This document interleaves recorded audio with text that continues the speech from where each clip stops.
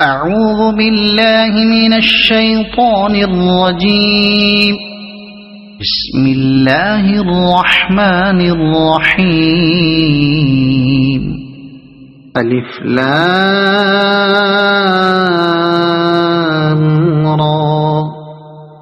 کتاب انزلناه الیک لتخرج الناس من الظلمات إلى النور بإذن ربهم إلى صراط العزيز الحميد. الف لام را. اے محمد، یہ ایک کتاب ہے جس کو ہم نے تمہاری طرف نازل کیا ہے تاکہ تم لوگوں کو تاریکیوں سے نکال کر روشنی میں لاؤ ان کے رب کی توفیق سے، اس خدا کے راستے پر جو زبردست اور اپنی ذات میں آپ محمود ہے. اس خدا کے راستے پر یعنی تاریکیوں سے نکال کر روشنی میں لانے کا مطلب شیطانی راستوں سے ہٹا کر خدا کے راستے پر لانا ہے. دوسرے الفاظ میں ہر وہ شخص جو خدا کی راہ پر نہیں ہے وہ دراصل جہالت کے اندھیروں میں بھٹک رہا ہے، خواہ وہ اپنے آپ کو کتنا ہی روشن خیال سمجھ رہا ہو اور اپنے ذوم میں کتنا ہی نور علم سے منور ہو. بخلاف اس کے جس نے خدا کا راستہ پا لیا وہ علم کی روشنی میں آ گیا، چاہے وہ ایک ان پڑھ دیہاتی ہی کیوں نہ ہو. پھر یہ جو فرمایا کہ تم ان کو اپنے رب کے اذن یا اس کی توفیق سے خدا کے راستے پر لاؤ، تو اس میں دراصل اس حقیقت کی طرف اشارہ ہے کہ کوئی مبلغ خواہ وہ نبی ہی کیوں نہ ہو راہ راست پیش کر دینے سے زیادہ کچھ نہیں کر سکتا. کسی کو اس راستے پر لے آنا اس کے بس میں نہیں ہے. اس کا انحصار سراسر اللہ کی توفیق اور اس کے اذن پر ہے. اللہ کسی کو توفیق دے تو وہ ہدایت پا سکتا ہے، ورنہ پیغمبر جیسا کامل مبلغ اپنا پورا زور لگا کر بھی اس کو ہدایت نہیں بخش سکتا. رہی اللہ کی توفیق تو اس کا قانون بالکل الگ ہے،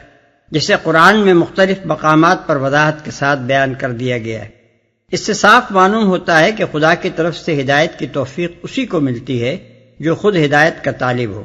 ضد اور ہٹ دھرمی اور تعصب سے پاک ہو، اپنے نفس کا بندہ اور اپنی خواہشات کا غلام نہ ہو، کھلی آنکھوں سے دیکھے، کھلے کانوں سے سنے، صاف دماغ سے سوچے سمجھے اور معقول بات کو بے لاگ طریقے سے مانے.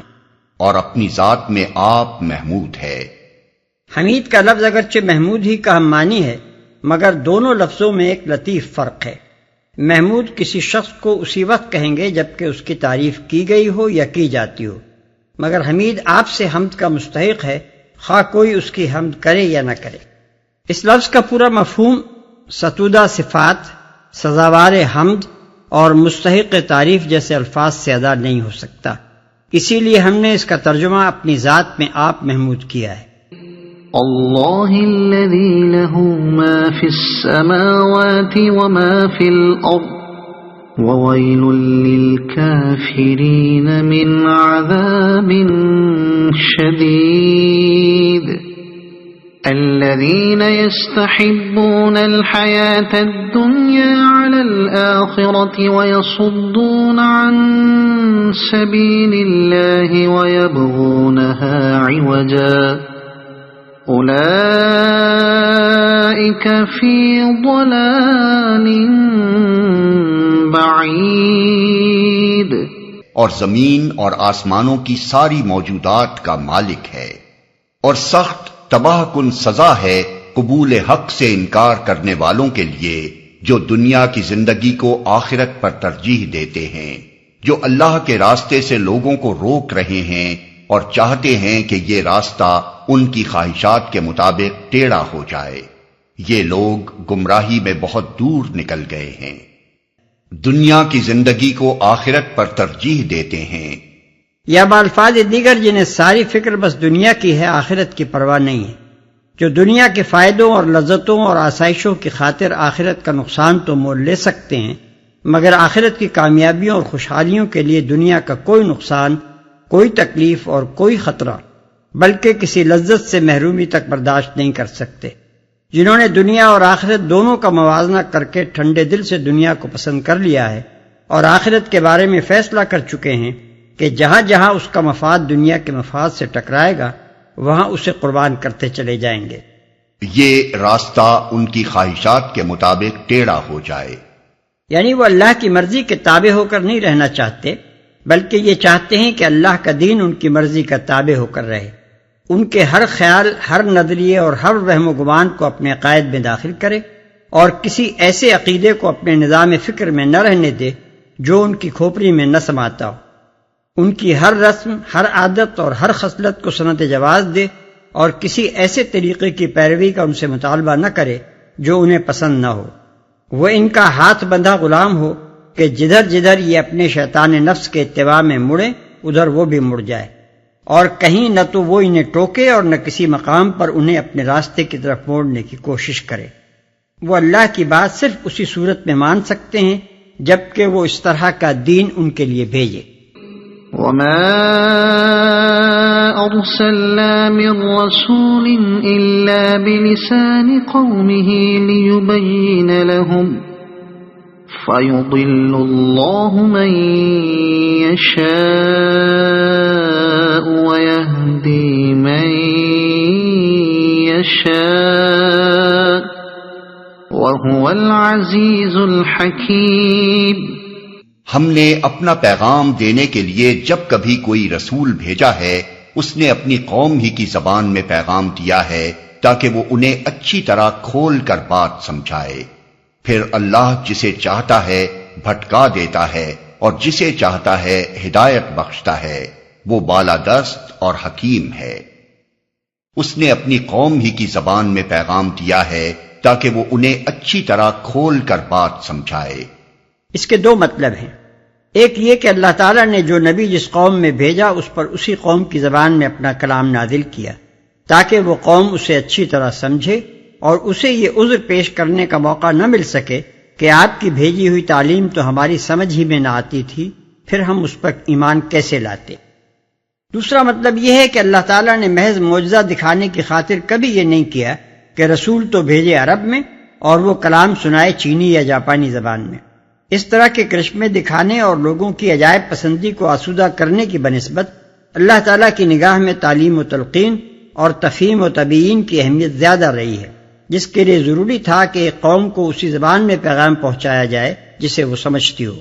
جسے چاہتا ہے ہدایت بخشتا ہے، یعنی باوجود اس کے کہ پیغمبر ساری تبلیغ و تلقین اسی زبان میں کرتا ہے جسے ساری قوم سمجھتی ہے، پھر بھی سب کو ہدایت نصیب نہیں ہو جاتی،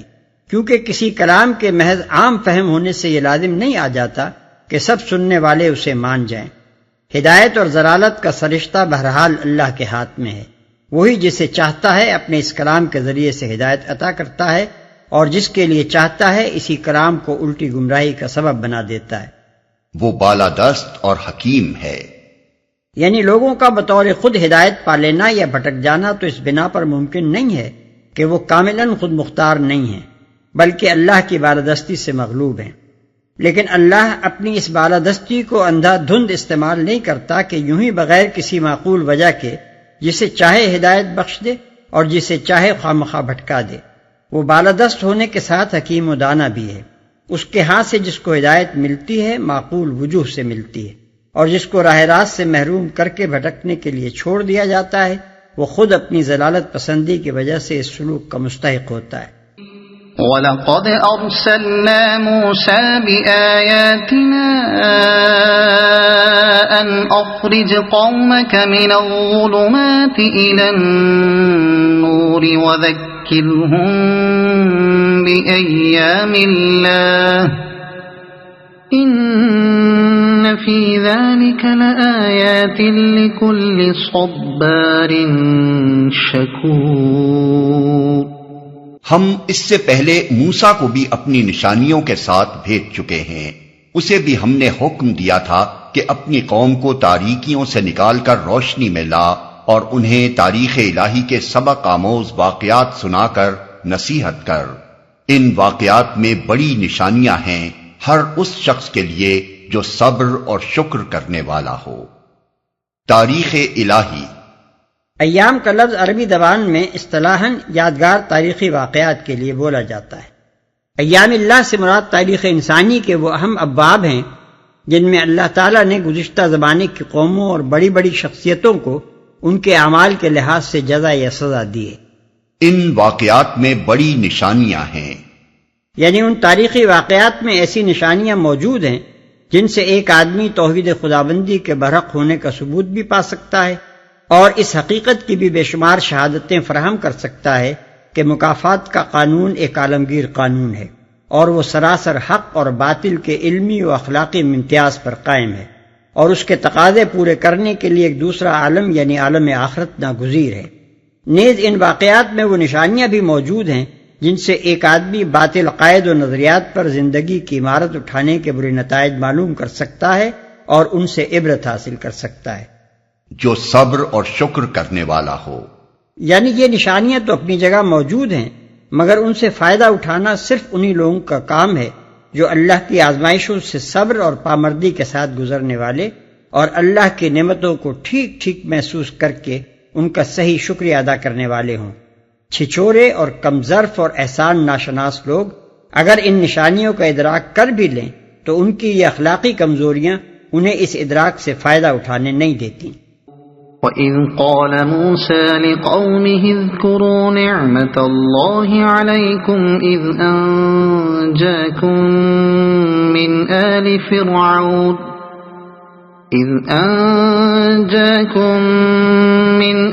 فِرْعَوْنَ يَسُومُونَكُمْ سُوءَ الْعَذَابِ وَيُذَبِّحُونَ أَبْنَاءَكُمْ وَيَسْتَحْيُونَ نِسَاءَكُمْ وَفِي ذَلِكُمْ بَلَاءٌ مِّن رَّبِّكُمْ عَظِيمٌ۔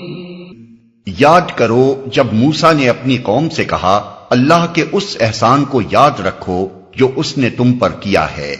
اس نے تم کو فرعون والوں سے چھڑایا جو تم کو سخت تکلیفیں دیتے تھے، تمہارے لڑکوں کو قتل کر ڈالتے تھے اور تمہاری عورتوں کو زندہ بچا رکھتے تھے۔ اس میں تمہارے رب کی طرف سے تمہاری بڑی آزمائش تھی۔